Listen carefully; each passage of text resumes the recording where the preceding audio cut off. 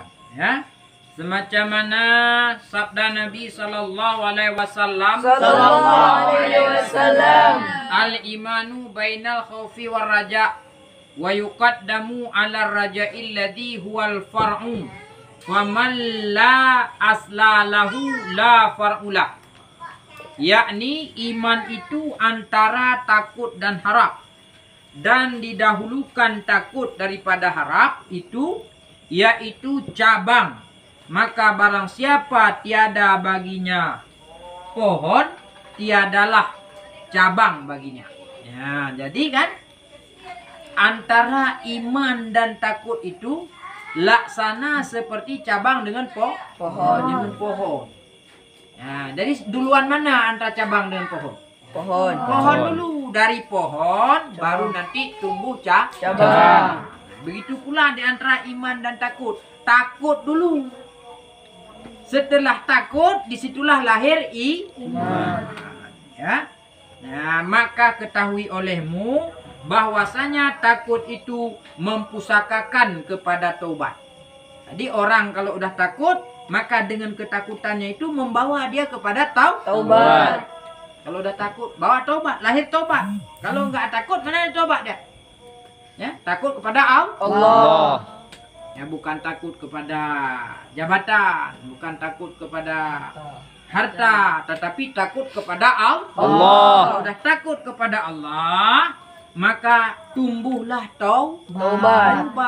Dengan ketakutan itu mempusakakan kepada taubat. Ya, setelah ada taubat maka mempusakakan kepada amal. Itu dia. Orang kalau udah takut, maka takut itu membawa dia kepada taubat. Kalau udah ada taubat, maka taubat membawa kepada amal. Itu dia, begitu dia jalurnya. Kan nggak sanksi dia beramal. Tapi kalau orang nggak taubat istilahnya kan, mana mau dia beramal? Kalaupun ada amal, modus, ya, modus dalam amalnya. Ya, sehingga kadang-kadang sholat tapi bakhil masih ada, kan? Sehingga taubat, sholat, tapi masih ada kekikiran, masih ada hasad, dan lain-lain sebagainya. Maka jalan pertama kita dalam hidup di dunia ini, mestilah kita lahir ketakutan dalam diri kita kepada Allah. Dan tentu saja ketakutan itu tidak akan tumbuh dengan tidak kita menghadirkan pikir. Maka pikir itu. Dengan pikir, maka disitulah, ya, yaitu membawa kita kepada yaitu takut. Dengan ada takut membawa kita kepada taubat, dengan taubat membawa kepada amal, dan amal itu mempusakakan kepada harap. Kalau udah ada amal, udah ada harap akan ampunan Allah, ya, harap akan kasih sayang Allah, dan yang paling utama adalah harap kepada rahmat Allah. Karena setelah ada amal, maka amal itu membawa kepada harap itu membawa kepada rahmat. Nah, karena inilah barang siapa tiada takut, maka tiadalah baginya rahmat. Jadi orang tak ada takut, tak ada rahmat. Untuk supaya takut mesti ada pikir. Namun pikir yang dimaksudkan di sini bukan seperti yang kita terangkan tadi. Bukan pikir nongkrong, ya, duduk warung kopi mah nongkrong, pikir, renung gitu kan. Nah, itu kalau seperti itu gimana kita sampaikan tadi? Bukan pikir tapi lalai, ya. Karena yang ada surah orang merenung itu kan sambil beol lah kan, sambil beol. Kan orang beol tuh merenung aja dia, ya kan? Mana ada dia joget-joget nari-nari kan? Ya kan? Ya, makanya yang dimaknai dengan pikir di sini adalah tafakur atau ta'alum. Maknanya belajar. Karena dengan belajar itulah kita bisa menumbuhkan ketakutan kita kepada Allah, ya kan? Dengan belajar kita belajar tauhid, bisa kita kenal Allah. Karena yang wajib kita belajar kan ada tiga. Ini wajib nih, wajib. Kalau enggak ada ini, maka sungguh berdosa itu hidupnya. Yang pertama adalah wajib belajar ilmu tauhid. Nah, supaya apa kita belajar tauhid? Supaya kita bisa kenal Allah. Kenal Allah. Takut kita, tumbuh takut kita kepada Allah. Dengan kita belajar ilmu tauhid, kita akan kenal Allah itu, ya, sang khalik kita. Kita ini adalah makhluk yang dijadikan oleh Allah, sehingga kita akan mudah untuk melaksanakan ibadah. Maka dalam kita beribadah, maka di sini perlu ilmu fikih. Karena tidak bisa lahir ibadah kalau tidak ada ilmu fikih. Untuk sholat perlu ilmu fikih. Untuk cuci pakaian perlu ilmu fikih.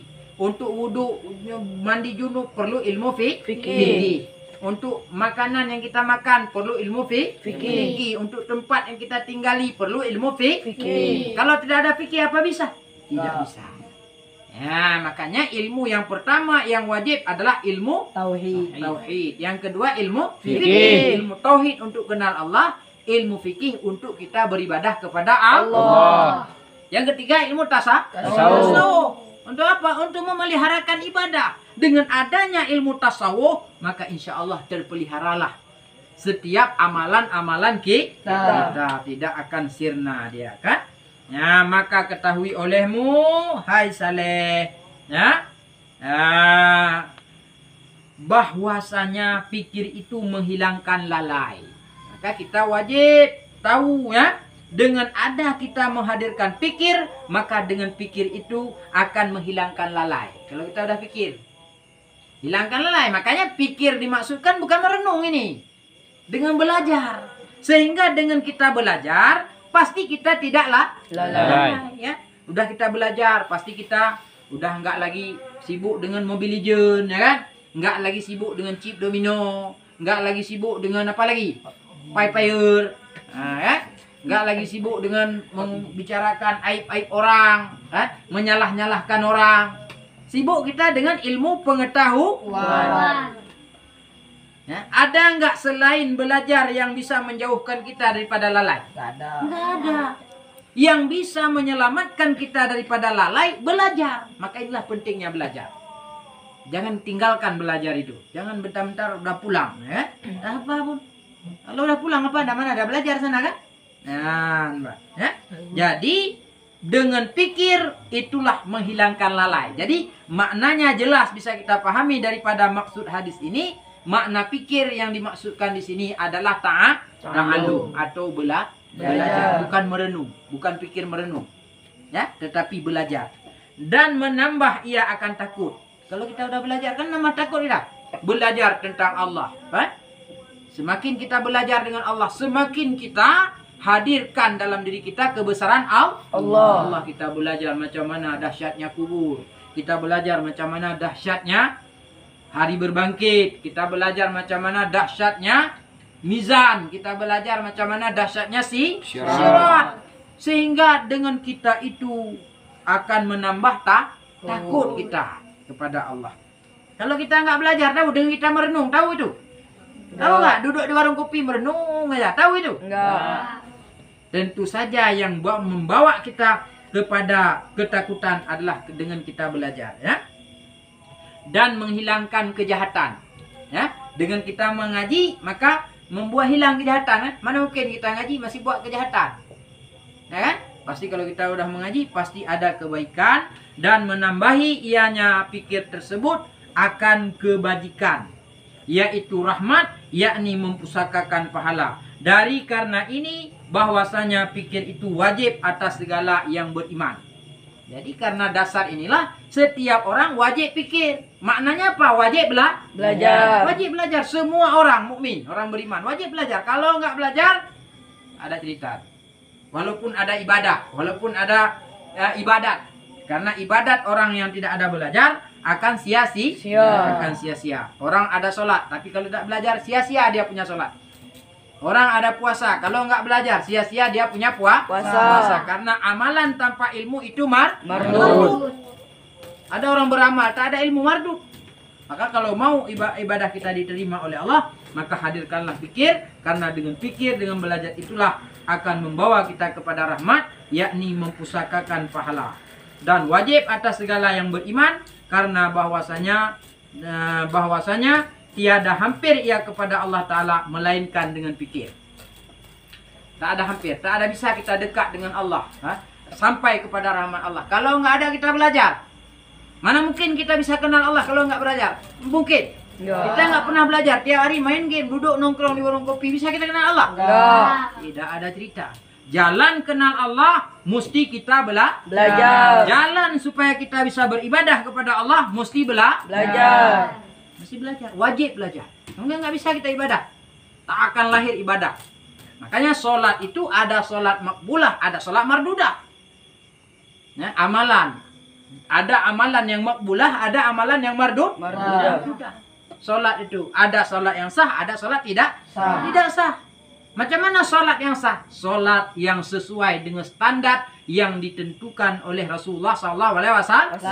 Kita belajar rukun sholat. Berapa rukun sholat? 13. Belajar syarat sholat. Berapa syarat sholat? 4. 5. Belajar mafasidus sholat, ya kan? Itu dengan fikih itu terjawab. Nah, ini dengan fikih terjawablah dia. Kita beribadah itu terjawab. Dan maka wajib oleh setiap orang yang beriman itu untuk belajar dan paham olehmu dan ambil olehmu sebaik-baik paham. Nah, kan? Mesti kita pahami. Nah, jadi itu dia. Maka ketahui olehmu bahwasanya pikir itu keluar daripadanya 9 perkara. Nah, yang pertama takut, yang kedua tobat, yang ketiga sembahyang pada malam, yang keempat ibadat, yang kelima qanaah, yang keenam murah, yang ketujuh adab, yang kedelapan merendahkan dirinya, yang kesembilan menyucikan dirinya bagi tiap-tiap sesuatu. Maka hasil daripada sekalian itu berapa faedah yang amat banyak pada agamanya dan dunianya. Dan yang mempunyai pikir itu taulan segala aulia dan kekasih segala anbiya dan saudara segala ulama, bahwasanya pikir itu bekal segala aulia dan makanan segala anbiya dan mukminin dan minuman segala ulama.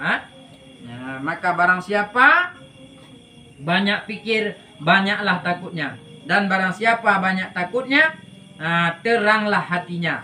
Dan barang siapa yang terang hatinya, melihat ia akan kebajikan dan kejahatan, tiadalah mengambil ia melainkan dengan kebajikan. Nah, jadi itulah manfaat pikir, manfaat belajar. Jadi minimal lahir dia 9 perkara. Kalau orang udah ada belajar itu, lahir dia 9 perkara ini. Yang pertama takut, yang kedua, yang pertama takut akan Allah semacam mana yang kita terangkan tadi. Kemudian lahir taubat, lahir sembahyang pada malam, kan? Kemudian ibadat, rajin beribadat, kan? Kemudian qanaah, ada sifat qanaah. Kemudian murah, murah, Karena murah itu tidak pelit, tidak kikir, kan? Tidak bakhil. Karena hari ini banyak kali orang tertanam kebakhilan dalam dirinya. Banyak sekali hari ini, kan? Jadi sehingga hari ini kita tengok banyak sekali huru-huru hara terjadi, rendah agama. Ini salah satu penyebabnya karena sudah tertanamnya kebakhilan dalam hati orang-orang kaya. Agama tidak bisa maju hari ini. Banyak orang kaya bakhil. Zakat pun nggak diserahkannya, nggak diberinya. Ya kan, harta cuma ditumpuk-tumpuknya. Ya kan? Dan yaitu adab, dan yaitu merendah diri, dan menyucikan diri, menyucikan dirinya bagi tiap-tiap suatu. Maka hasil daripada sekalian itu beberapa faedah yang amat banyak. Kalau kita udah pikir, udah belajar, faedahnya banyak sekali dalam agama dan dunia. Dan mempunyai pikir itu taulan segala aulia, taulan segala aulia dan kekasihnya segala anbiya, kekasih segala anbiya dan saudaranya segala ulama. Di orang-orang yang belajar itu saudara para ulama-ulama. Karena kalau udah belajar pasti dekat dengan ulama, kan? Mana bisa kita belajar sendiri? Belajar di YouTube. Mana bisa belajar di YouTube? Belajar tuh mesti ada guru, kan? Ini belajar di YouTube. Oh, di YouTube kayak gini, kayak ini. Dengar sekilas saja. Sahihkan tetap perlu guru. Jangan ngambil pengajaran dari YouTube toh. YouTube ini hanya sekelas info. Tak bisa kita mengambil tafaul dari YouTube, mengambil berkah dari YouTube. Untuk mengambil berkah tetap perlu kita pergi menatap mukanya ulama atau guru yang mengajarkan kita. Hari ini udah pandai-pandaian orang, kan? Apapun cari di YouTube. Itu kalau di YouTube kita cari, Tuhan pun tahu dia di mana. Udah murtad nanti ujung-ujungnya. Kan tidak bisa kita itu mutlak belajar itu di YouTube. Tapi mesti belajar itu tetap kita mesti duduk berbarengan dengan guru, dengan para ulama. Karena bahwasanya belajar itu bekal segala aulia. Jadi segala aulia-aulia Allah kan belajar itu. Nabi kita tengok kan, Nabi Muhammad begitu diangkat ya oleh Allah, dilantik dalam gua Hira kan ada guru. Siapa gurunya? Jibril. Jibril kan. Jadi Nabi Muhammad aja ada belajar. Ya kan? Sama Jibril. Jadi kita belajar jangan nama YouTube, ya, nama guru, carilah guru itu, ya. Dan guru yang kita belajar harus ada wasilah, harus ada kitab nih kayak gini yang dibaca. Kitab apa yang dibaca tuh? Babnya apa? Halamannya berapa? Gitu kan? Kemudian guru tuh belajarnya gimana? Jangan guru-guru dadakan, ya, supaya ada wasilah ilmu yang kita pelajari tersebut. Nah, jadi maka barang siapa yang banyak pikirnya, banyak belajarnya, maka banyaklah takut. Kalau kita makin banyak belajar, makin banyak takut. Dan barang siapa banyak takutnya, teranglah hatinya. Kalau kita udah banyak takut, terang hati. Nah, dan barang siapa yang terang hatinya, melihat ia akan kebaikan. Nampaklah kebaikan. Kalau udah terang hati, nampak baik. Mana yang baik, ya kan? Hari ini orang nggak nampak baik. Nah, bersedekah, berwakaf pun cek-ceknya nggak baik. Cek-ceknya hari ini orang sedekah tuh, cek-ceknya orang sedekah tuh orang ngemis tuh sama dia dalam pandangan orang. Padahal orang sedekah, orang minta sedekah tuh kalau ada datang kepada kita, itulah orang yang membagi kebaikan kepada kita. Ada orang, Pak, bagi sedekah sedikit, ya, untuk buat nih masjid, untuk buat nih untuk anak yatim, untuk daya. Itu orang tuh yang datang kepada kita membagi kebaikan untuk kita, jangan salah. Tapi hari ini buta orang dari kebaikan karena nggak mau belajar. Dianggap orang minta sedekah itu orang ngemis. Nggak tahu orang yang minta sedekah itu adalah orang yang datang membawakan kebaikan untuknya. Begitu dikasih sedekah. Untuk siapa pahalanya? Untuk dia. Untuk orang minta sedekah atau yang kasih sedekah? Yang kasih kasih sedekah. Kasih sedekah. Tapi hari ini dianggap hina kan, orang minta sedekah dianggap hina kan? Nah itu tadi nggak mau belajar, nggak nampak kebaikan tuh. Ya, dan kejahatan, ya, dan tiadalah mengambil ia melainkan dengan kebajikan. Nah, dan barang siapa yang teranglah hatinya melihat ia akan kebajikan. Nah, jadi itu pelajaran kita pada malam ini ya tentang keutamaan apa namanya dalam kita belajar ya.